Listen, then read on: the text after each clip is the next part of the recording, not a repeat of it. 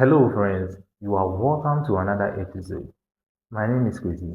In our previous episode, we've discussed some of the reasons why Burkina Faso is able to outperform Ghana when it comes to tomatoes production. If you've not watched those episodes, kindly check the description bar or the comment section for the link to those videos. Thank you. In today's video, we are going to discuss another reason how Burkina Faso outperformed Ghana in terms of tomatoes production. Think about the Sahelian region, places like Burkina Faso. What comes into mind? Think about tomatoes. You would think they'll thrive much better in a greener climate, right? But here is a paradox.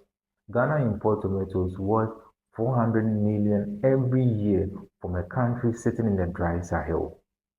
The secret isn't just the hot afternoon blazing sun, but it's what happens when the sun goes down. For tomato flower to turn into fruit or for tomato flower to form fruit, it requires an ideal temperature between 15 and 20 degrees Celsius at night. Therefore, when the night temperature is beyond 24 and 26 degrees Celsius, the pollen becomes non-viable, the flowers drop, and you begin to lose your fruit.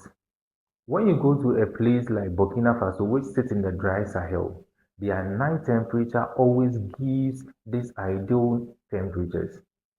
Therefore, their tomato flowers are able to form almost all their fruits.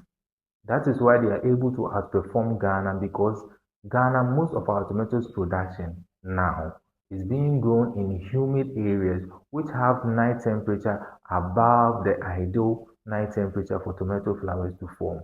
They will therefore not have all their flowers forming fruits.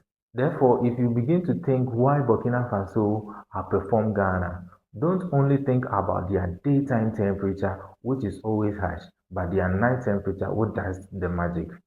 Stay tuned for another episode. Thank you.